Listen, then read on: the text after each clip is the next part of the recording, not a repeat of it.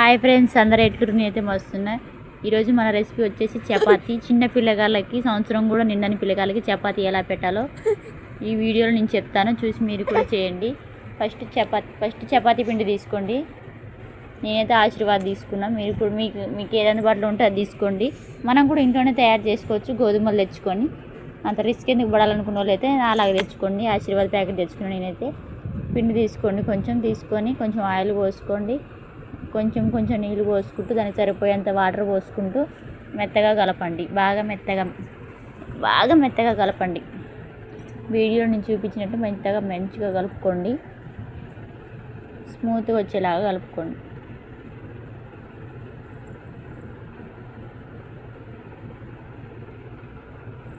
సరిపోయేంత వాటర్ పోసుకొని స్మూత్గా స్పాంజీలా వచ్చేలాగా కలుపుకోండి.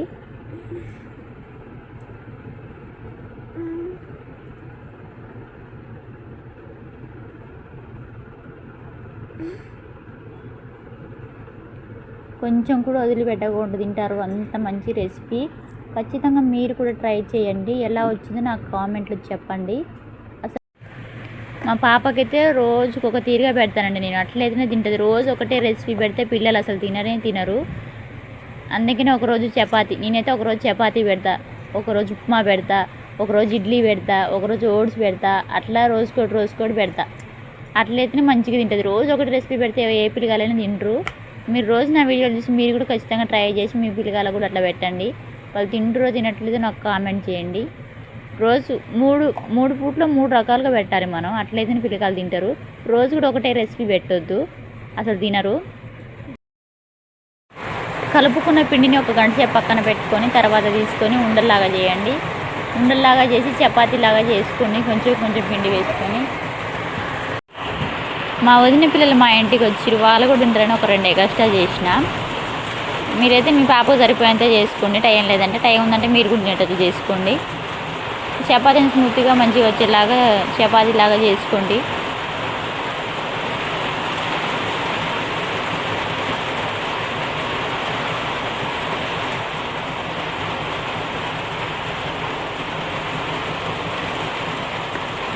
ఆయిల్తో చేసుకోవద్దా అని మీరు అడిగితే మీ ఇష్టం. ఆయిల్తో కూడా చేసుకోవచ్చు, పిండితోనైనా చేసుకోవచ్చు. నేనైతే పిండితో చేసుకుంటున్నా, అప్పలాగా రోటీలాగా. మీరు కూడా అట్లా, మీరు ఆయిల్తో చేసుకోవాలనిపిస్తే ఆయిల్తో చేసుకోండి, పిండితో చేసుకోవాలనిపిస్తే పిండితో చేసుకోండి. మీ ఇష్టం. ఎట్లా చేసినా ఏం కాదు, ఎట్లా చేసినా చపాతీయే.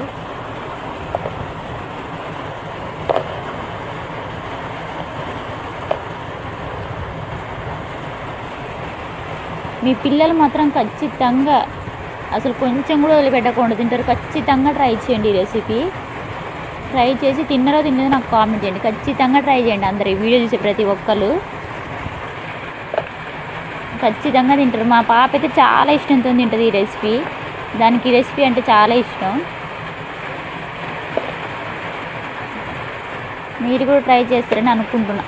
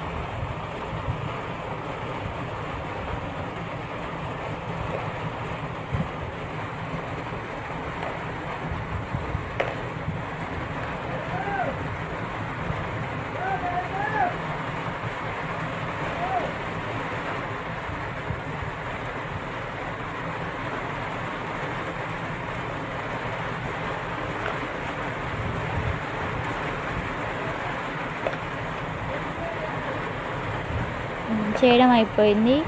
గ్యాస్ వెలిగించుకొని పెనం పెట్టుకోండి. పెనం హీట్ అయ్యాక కొంచెం ఆయిల్ పోసుకోండి. కొంచెం నేను మరింత పోసిన, ఎందుకంటే నేను డబల్ కాలుస్తా. డబల్ కాల్చిన అనుకో తొందరగా అయిపోతుంది. అందుకే కొంచెం ఆయిల్ ఎక్కువ పోసిన. మీరు డబల్ కాల్చి రాకపోతే కొంచెం ఆయిల్ పోసుకొని కాల్చండి. నేను డబల్ కాలుస్తా, త్రిబుల్ కాలుస్తా. కావాలంటే వీడియోలు చూడండి.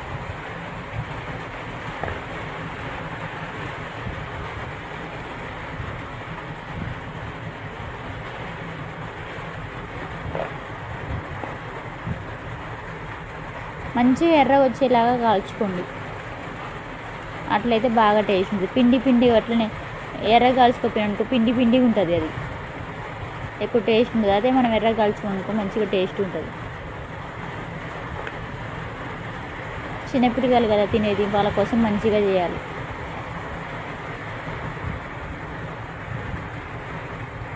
డాక్టర్ చపాతీ పెట్టమని చెప్తారు కానీ ఎలా పెట్టాలో అసలు ఎవరికి తెలియదు కదా.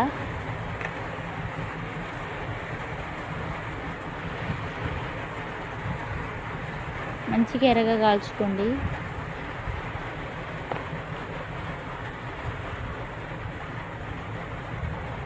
కాల్చుకున్నట్టు పక్కా పెట్టుకోండి. అది చల్లారాక మిక్సీ పట్టండి. మిక్సీ పట్టుకోవాలి. మిక్సీ పట్టుకుంటేనే రెసిపీ తయారవుతుంది.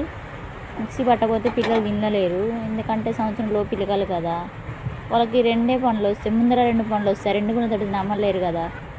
అందుకోసం మిక్సీ పట్టుకోవాలి. మిక్సీ పట్టేలోపు పాలు కాగబెట్టుకోండి. స్టవ్ వెలిగించుకోండి. గిన్నె పెట్టుకోండి. గిన్నెలో చిన్న గ్లాస్ పాలు తీసుకోండి. చిన్న గ్లాస్ పాలు తీసుకుని అందులో కొంచెం వాటర్ కూడా పోయండి. కొన్నే పోసుకోండి వాటర్. పాలు కాగిపోతే ఇక మిక్సీ పట్టుకోండి. చపాతీని మిక్సీ పట్టుకున్న దాన్ని ఒక బౌల్లోకి వేసుకోండి. పాలు కాగిపోయినాయి. మిక్సీ పట్టుకున్న దాంట్లోకి పాలు పోసుకొని ఫస్ట్ కొన్ని పోసుకొని కలపండి. ఆ చపాతీ పీల్చుకుంటుంది. మళ్ళీ ఇంకొని పోసుకొని కలపండి. మళ్ళీ పీల్చుకుంటుంది. మళ్ళీ ఇంకొని పోసి కలపండి. ఇక పీల్చుకోదు. బాగా మెత్తగా పేస్ట్ లాగా కలపండి. అందులోకి సరిపోయిన పాలు పోసి పేస్ట్ లాగా కలపండి. మంచిగా బాగా పేస్ట్ లాగా కలిపి ఇది చల్లారిన తర్వాత మీ పాపనో మీ బాబునో ఉంటే అలాగే తినిపించండి. ఖచ్చితంగా గిన్నె కూడా వదిలిపెట్టకుండా తినేస్తారు. నాది గ్యారంటీ. ఖచ్చితంగా ఈ రెసిపీ ట్రై చేయండి. నాకు కామెంట్లు చెప్పండి ఎలా వచ్చిందో. లైక్ చేయండి, షేర్ చేయండి, సబ్స్క్రైబ్ చేసుకోండి. Thank you watching for you. Bye.